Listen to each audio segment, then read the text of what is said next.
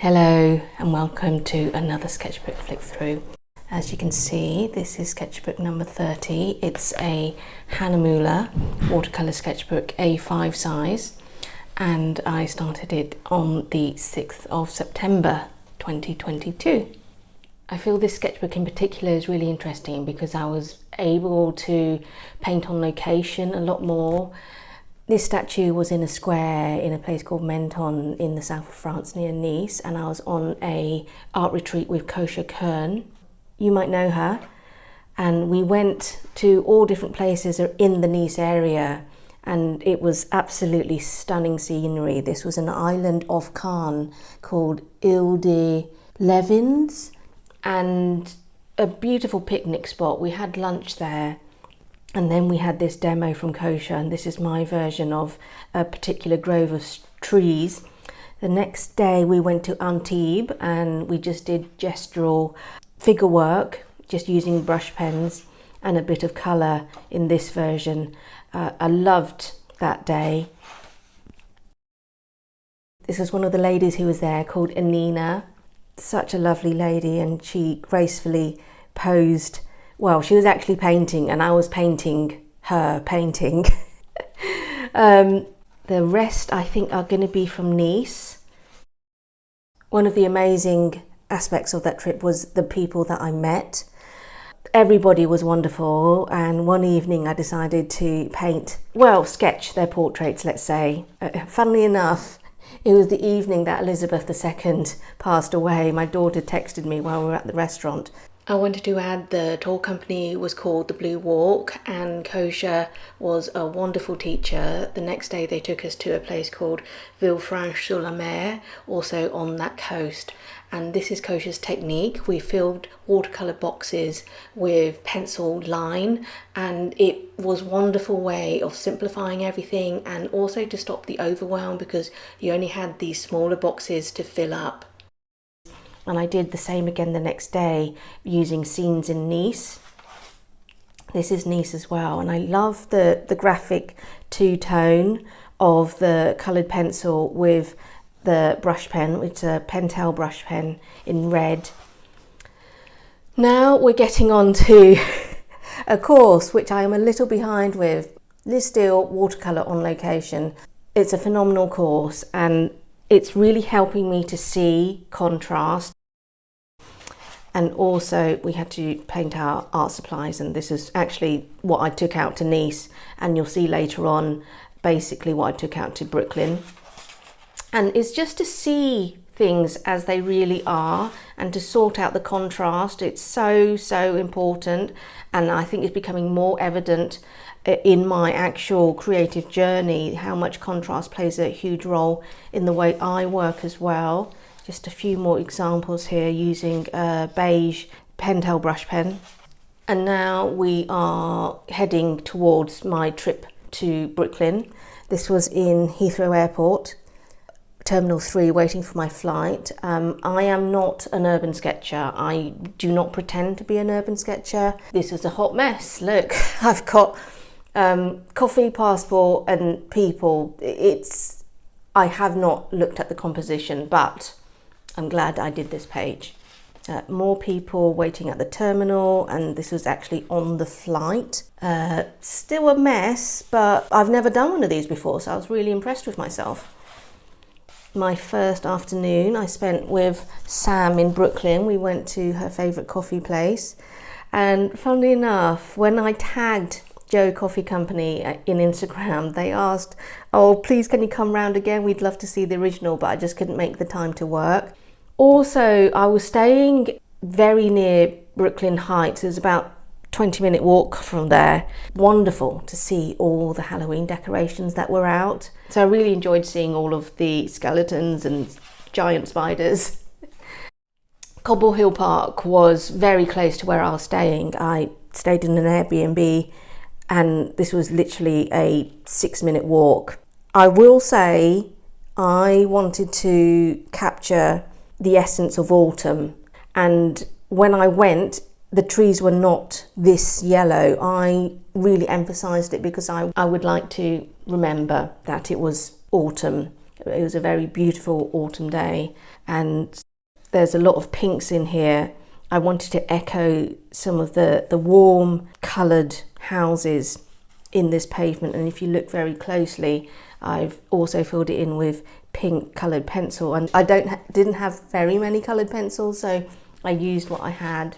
This is taken from the roof of Sam's studio. I got really caught up in perspective and getting things right. I feel this was really, really tight, and I got annoyed with myself that I hadn't figured out how to add the ropes. Eventually I did add some white pen, but even there, it's okay, but I think I should have looked at the contrast more, probably being a bit harsh on myself.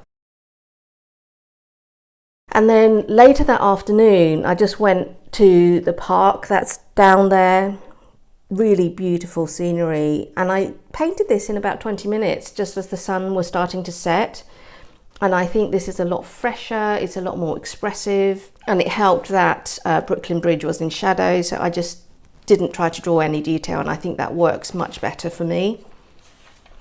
The next day, again, walking towards Brooklyn Bridge Park, and I saw all these, I don't know what they're called, the remnants of the piers. I really bumped up some of the autumnal colours. These trees here on the right really did exist like that, and I wanted to bring some of that colouring into here, so that's what I did, because I'm the person in charge.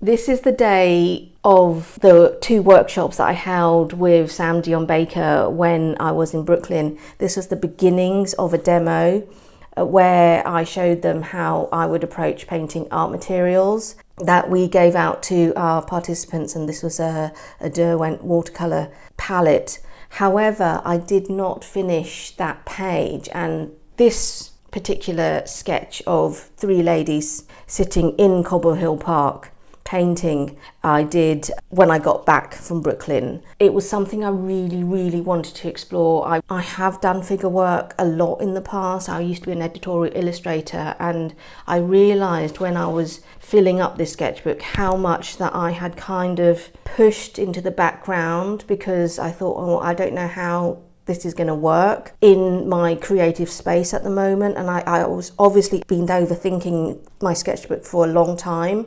And I gave myself permission to just fill it up how I wanted. I actually have the before picture for this. It's just a series of blocks of colour, and I've just added to it using brush pen and coloured pencil, and I was so wild and free. Oh, this is another really favourite piece of mine. So colourful.